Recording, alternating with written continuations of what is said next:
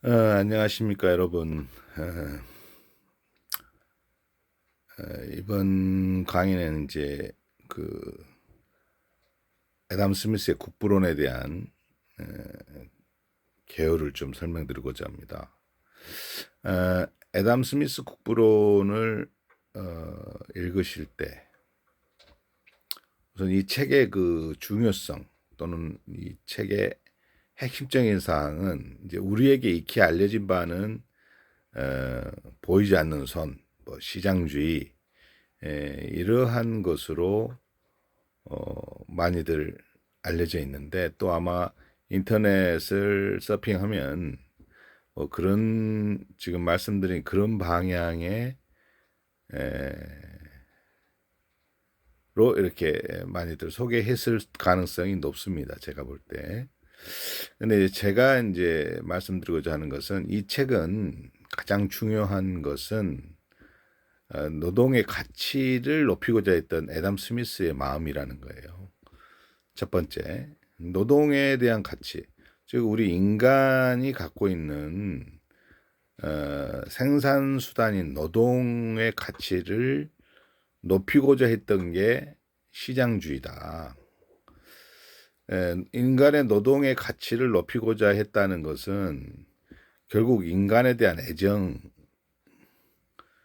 담겨져 있는 애담 스미스의 사상과 철학이다. 이렇게 먼저 말씀드릴 수 있겠고요. 이제 그렇다면 물론 개인적으로 애담 스미스가 자기가 태어난 고향, 뭐 영국, 더 좁히면 스코틀랜드, 뭐 이렇게 그런 특정한 공간과 국가가 부자가 되는 길이 국부론일 수도 있으나, 결과적으로는 인류의 그 전체가 다 혜택을 받는 그 사상과 철학이었다. 물론 시장이라는 것이 애담 스미스 뭐가 짠 하고 만든 건 아니죠. 그 전부터 시장이라는 것은 존재했고, 또 시장의 기능도 우리들이 또 당시 사람들도 일부 체감은 했을 것입니다만은, 아담 스미스의 국부론 이후에 어떤 시장주의, 경제학, 이게 정립되었다고 볼 수 있는데, 그 이유는 이제 두 번째 이유입니다. 노동의 가치를 높이고자 했던 애담 스미스의 생각은 결국 국가가 부자가 되려면 어떻게 해야 하는가? 국가가 부자가 돼야 그 공간에서 사는 일반 시민이나 대중도 잘 살 수 있는 거 아니겠습니까? 근데 그 당시까지는, 제가 수업 시간에도 여러 번 말씀드렸습니다만, 그 당시까지는 국가의 부라는 것이, 국가의 부를 축적한다는 것이, 금은 보화를 국가가 많이 갖고 있는 것이 국가가 부자다, 이렇게 이제 생각을 했던 시절이에요. 또 그게 유일한 방법이라고 생각하고, 그래서 이제 어떻게 됩니까? 금은 보화를 찾아 떠나는 것이죠. 그래서 세계를 제패했던 그 당시에 스페인은 어떻게 됩니까? 남미로 향하고 금은보화를 찾아 대항해가 시작되고, 그래야 나라가 잘 사니까.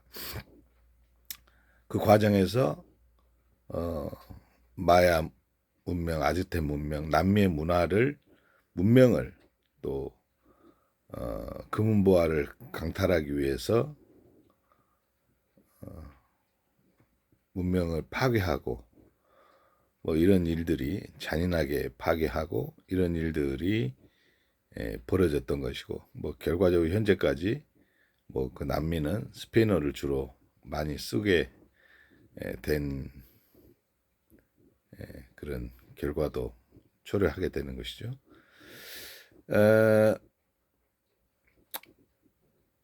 그런데 그때까지의 국가의 부는 금은보화를 많이 걷는 건데 애덤 스미스는 국부론을 통해서 금은보화를 많이 갖고 있는 게 국가가 부강해지는 것이 아니고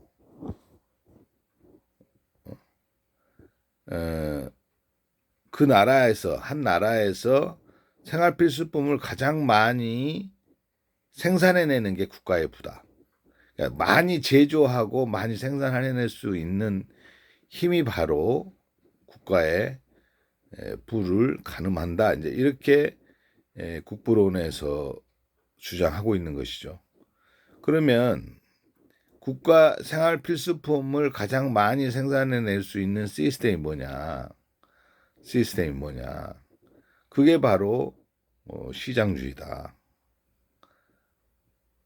그리고 그 시장에서 생산성이 가장 높으려면 분업을 해야 된다. 우리가 국부론의 책장을 첫 페이지를 넘기면 분업의 중요성, 분업의 어마어마한 효과성을 기술해 놓습니다.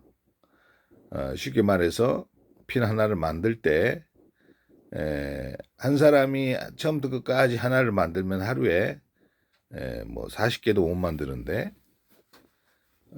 뭐 몇십 개도 못 만드는데 18개 공정으로 나눠서 분업해 가지고 사람들이 만들면 4,400 하여튼 뭐 4, 5천 개를 만들어낼 수 있다. 더 만들어낼 수도 있겠죠. 분업의 중요성. 즉 한 가지 자기 개인이 갖는 노력에 재능 중에 한 가지를 잘 연마해서 그 한 가지를 연마를 분업을 하다 보면 그 기술이 계속 손기술이 발전한다는 것이죠. 그리고 발전하게 되면 인간 노동이 기술이 발달하면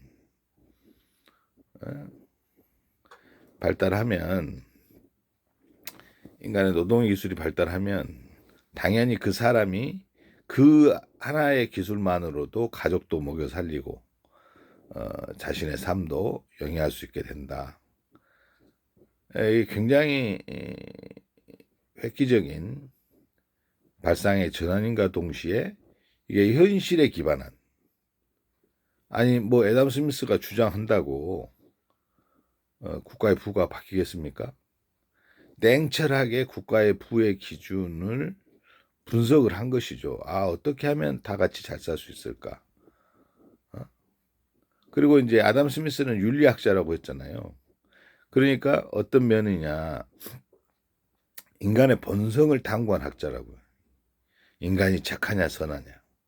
그러니까 시장주의라는 것은 인간의 본성에 기반한 이론이에요. 인간은 이기적일 수 있잖아요. 이기적이기도 하고. 그러니까 인간이 선하냐 악하냐 중에 악할 때도 이기적일 때도 서로 싸우지 않고 자원이 잘 분배되고 교환될 수 있다는 게 시장주의예요. 애덤 스미스가 주창한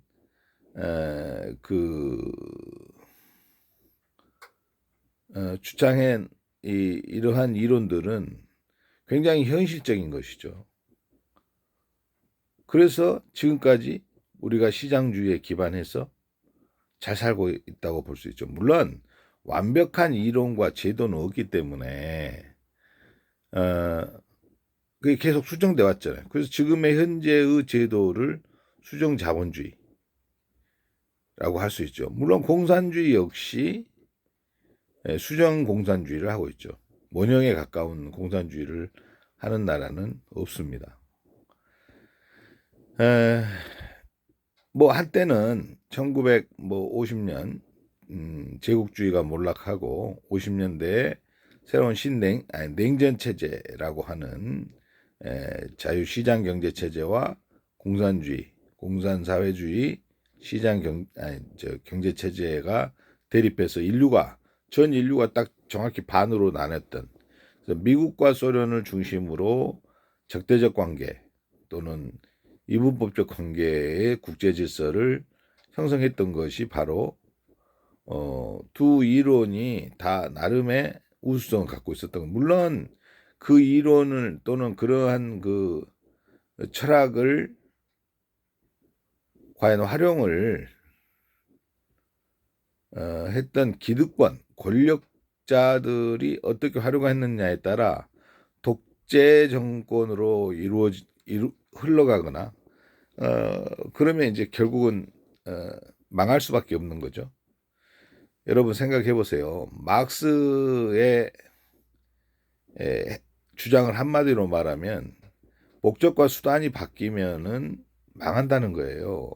우리가 사는 세상은 인간 중심인데 이 자본이 목적이 되고 인간이 수단이 되면 우리가 사는 현실 사회는 망한다는 게 마르크스의 생각이라니까요. 그렇다면은 공산주의 국가 역시 그 공산주의의 이론에 따라서 일반 대중과 인민을 위하는 그런 체제가 돼야지. 만약에 그 대중과 일반 대중과 인민을 위하는 게 아니고 특정인과 특정한 세력만을 위하는 공산주의라면 그게 존속하겠어요? 시간 문제지. 그래서 옳다 그르다 뭐 좋다 나쁘다 이러한 논리 이전에 그 두 가지 이론 공이 우리 일반 대중을 위하고 일반 시민과 국민을 위하는 사상가의 생각이었다. 우리 사회를 그러한 점은 저는 공이 비슷하다. 이렇게 저는 해석을 하고 있습니다. 그래서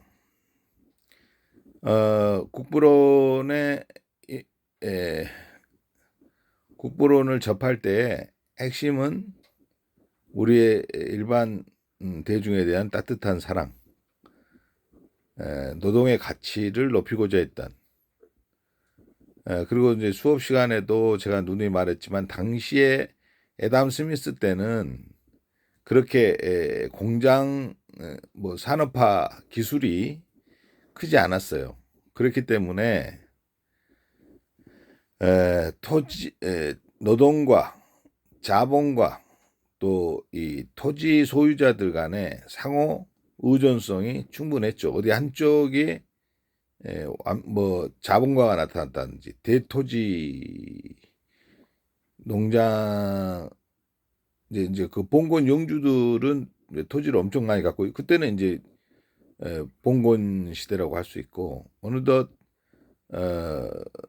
농사보다도 이제 도시들이 규모가 커져가고 있을 때니까 사람들이 이제 도시로도 몰려가고 이제 실질적인 자본주의의 초기 상황이라고 볼 수 있죠.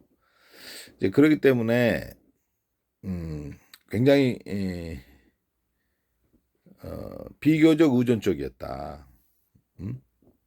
물건 하나를 생산하는 데 있어서 물건들을 생산하는 데 있어서 엄청나게 큰 자본이 들어가는 물건을 생산하는 것도 아니고 그 당시 생필품이라는 것은 생필품을 생산하는 데 있어서는 노동이 그만큼 컸죠. 뭐 예를 들면 뭐 이렇게 옷 하나 만들 때도 물레방아 아니죠 뭡니까 뭐 이렇게 배틀 같은 거 옷 같은 기계 그것도 이렇게 아주 고도의 기계가 아닌 그런 기계 하나만 가지고 있어도 농민들은 충분히 뭐 여성의 노동의 힘이 더 컸잖아요. 그 여성들이 그 배틀 같은 걸 짜고 뭐 이렇게 하는 걸 보면은 여성들이 힘이 컸죠. 그러니까 당시에는 굉장히 토지와 자본과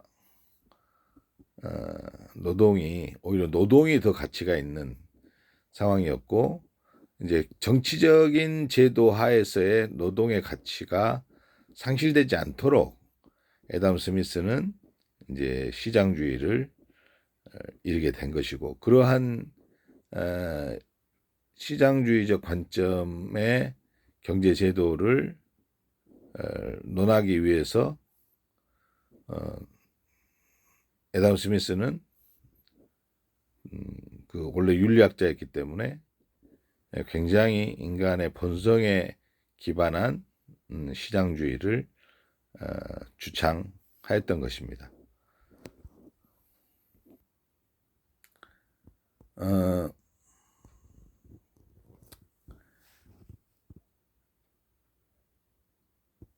이제 수업 시간에도 제가 말씀드린 바와 같이 이제 그 사회 자본주의, 공산주의는 핵심은 뭐죠? 능력만큼 일하고 필요한 만큼 가져간다. 만약 이상주의적인 국가, 이상주의적인 사상이에요. 능력만큼 일하고 필요한 만큼 가져가고. 내가 자식들이 한 10명이 있어요. 내가 그걸 다 부양을 못해.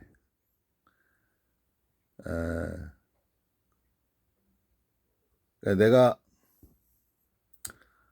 제가 이렇게 그런데 능력이 아이들을 뭐 한 2명, 3명밖에 키울 수 있는 능력이 안 되는데도 능력만큼 일하고 필요한 만큼 가져가는.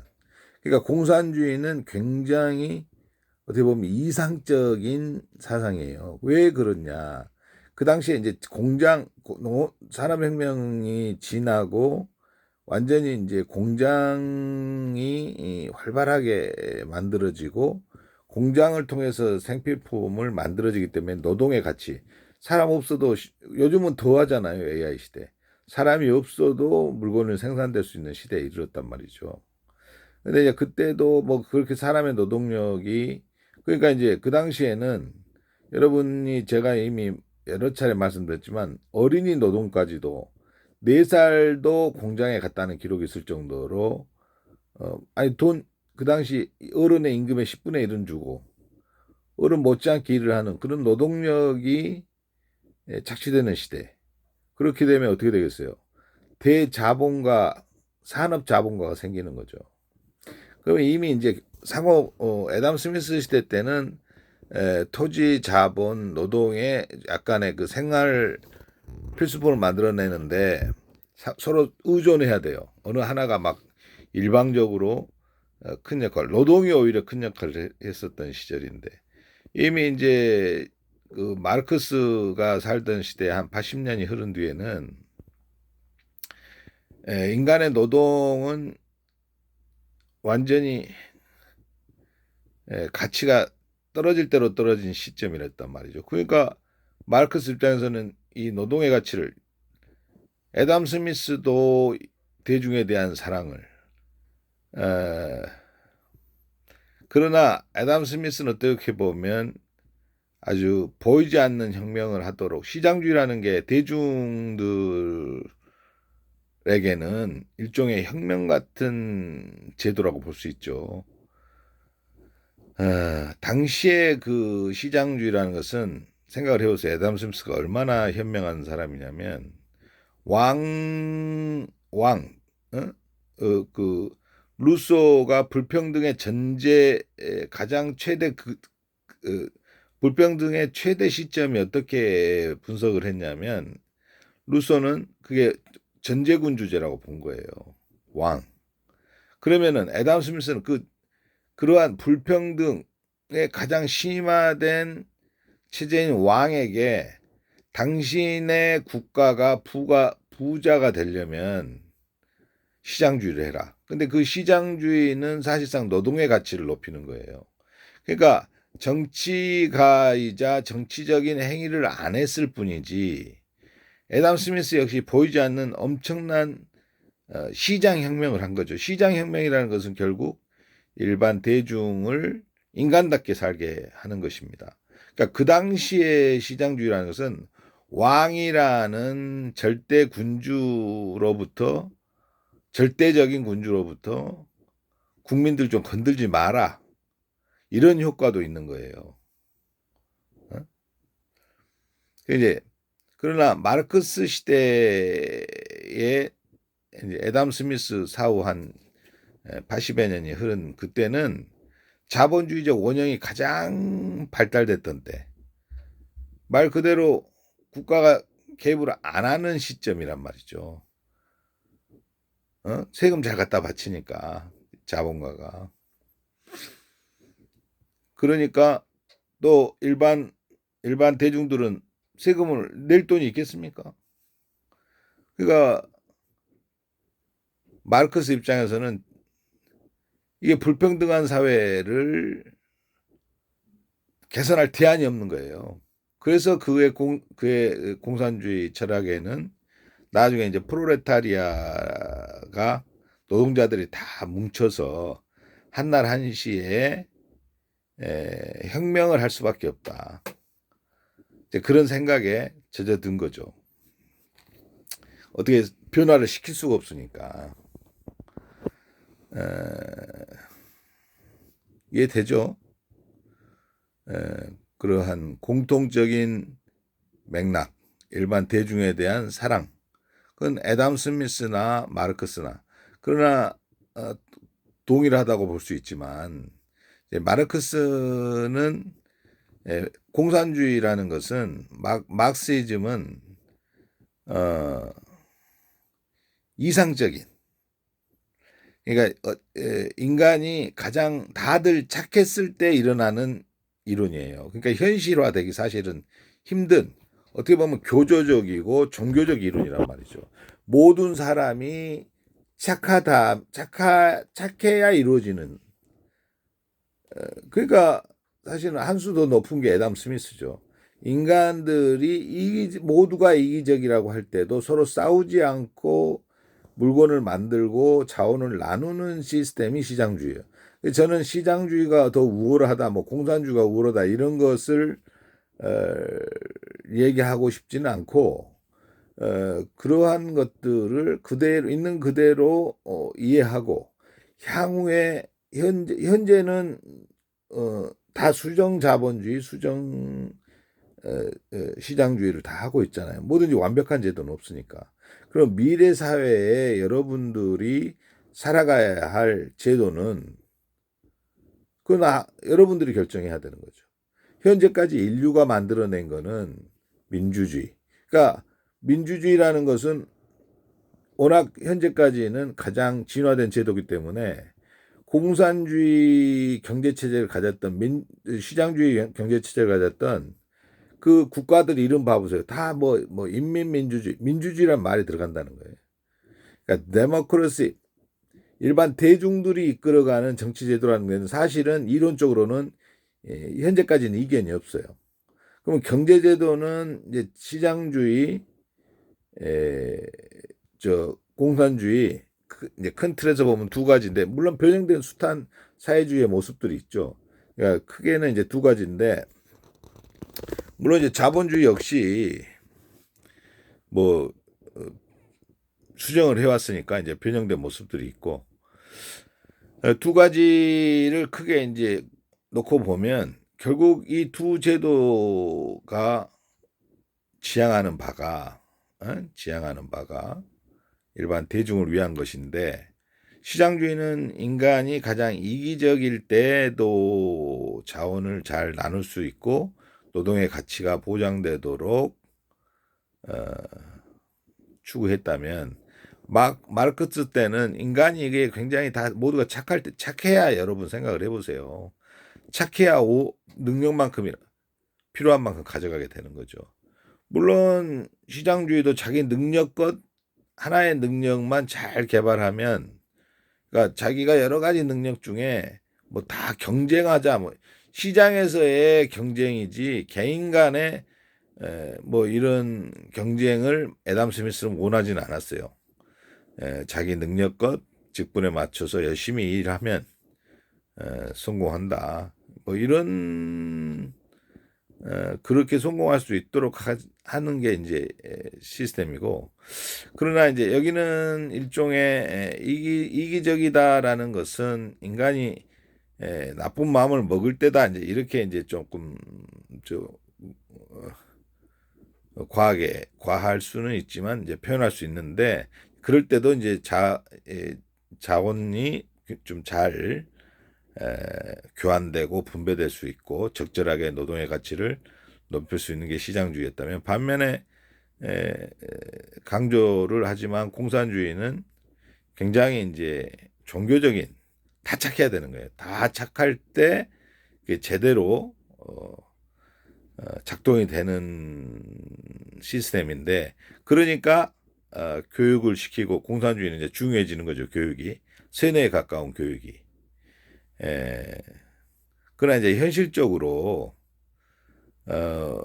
저를 포함해서 우리가 항상 착할 수 있겠냐 이거예요. 항상 남을 먼저 모든 사람이 남을 먼저 생각하고 남을 먼저 배려할 수 있겠냐는 말. 자기 가족도 있고 내 자식들 먼저 배고프면 먼저 먹이고 싶고 먹여야 되고 뭐 이런 거잖아요. 인간의 마음이라는 게 한결같기가 힘들고 본성이 또 그게 본능이고 본성인데 그러니까 굉장히 힘든 거고 이제 그 맥락 속에서 루소, 애담 스미스, 막스는 이제 그 본질적인 요소로서 소유권을 본 거죠. 그래서 우리가 진짜로 착해지려면 소유권 없애버려야 된다. 이게 이제 공산주의 아니에요? 소유권을 완전히 개인으로부터 소유권이 사회로 넘어와야 된다. 그럴 때 우리가 다 같이 잘 사는 사회가 된다는 게 공산주의고 그 소유권을 제대로 인정해줘야 또 그걸 철저히 보호해줘야 그게 우리 시장주의 아닙니까? 소유권을 철저히 보호해줘야 결과적으로 모든 사람이 다 행복하게 잘 산다는 게 바로 시장주의거든요. 두 가지 생각 모두 여러분 틀렸습니까? 아니죠. 틀린 게 아니고 실제로 우리가 이제 국가라는 단위에서 구현도 해봤고 근데 이제 그게 절대적일 수밖에 자본주의 역시 하다 보니까 자본가가 권력이 공산주의도 일당 공산당이라는 일당 독재 체제로 권력이 한쪽으로 모이면서 부작용이 일어났고 그들을 말한 대로 계획 경제가 안 되고 비효율성이 높아지고 그래서 결국 국가들이 망했잖아요. 반면에 우리 자본주의 역시 양극화. 돈을 버는 사람은 더 많이 벌고 돈이 없는 사람은 더 없게 노동의 가치를 높이고 싶은데 돈이 더 조금이라도 있는 사람은 더 많이 교육받아지고 그 교육을 통해서 더 많은 노동의 가치가 높아지고 반면에 그렇지 않은 사람들은 양극화가 되는 거죠. 이제 우리 자본주의도. 그러니까 각자들의 체제와 시스템에서 이제 약점들 또는 생각지 못했던 부작용들과 역효과가 이제 나타나기 시작한 거예요. 그래서 우리는 끊임없이 수정을 해 가고 있는 것입니다. 근데 이제 그 수정이라는 것이 소유권이 있는 것에 차이점이 있지만 소유권을 바라보는 결과적으로 이제 권력 관계에서 미셸 푸코는 이제 그런 것들을 하나의 관점, 권력적 관계로 다 한번 이해를 해보는 거예요. 체제에 상관없이. 또 아니 지금 여러분 알다시피 이제 돈이 힘이잖아요. 권력은 시장으로 넘어갔다 이런 말은 이제 흔한 말이 됐는데 이제 이런 것들이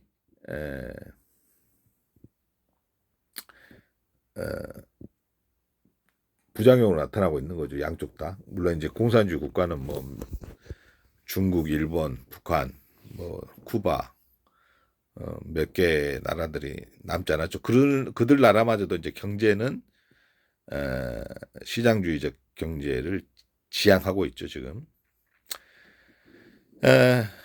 국부론을 읽을 때 다시 한번 말씀드리지만 그 본질적인 요소, 애담 스미스에 대한 이해, 윤리학자로서의 인간에 대한 애정, 그리고 인간이 이기적일 때도 돌아가는 시스템, 그리고 노동의 가치를 높이기 위한 분업 이런 것들이 국부론의 키워드가 될 수 있다고 할 수 있습니다. 보이지 않는 손은 한 번 정도밖에 언급이 안 돼요, 책에. 그것은 뭐냐? 시장이 정의가 구현되는 곳이라는 뜻이에요. 보이지 않는 손이라는 것은. 그래서 거기를 그냥 정의가 구현될 수 있도록 왕이 개입하지 말라는 뜻이었는데, 애담 스미스가 현대에 온다면 그 시장에서의 정의가 구현되지 않는, 워낙 양쿠하기 때문에, 그래서 아마도 300년 뒤에 지금 와서 현재의 모습을 본다면 시장을 개입하라고 할 거예요. 시장을. 왜냐하면 시장이 공정하다는 또 전제가 있거든요. 아셨죠? 그래서 국부론 읽을 때 이러한 점들을 좀 명심해서 읽으면 여러분들이 더 훌륭하게, 저보다 더 훌륭하게 소화해낼 것으로 생각합니다.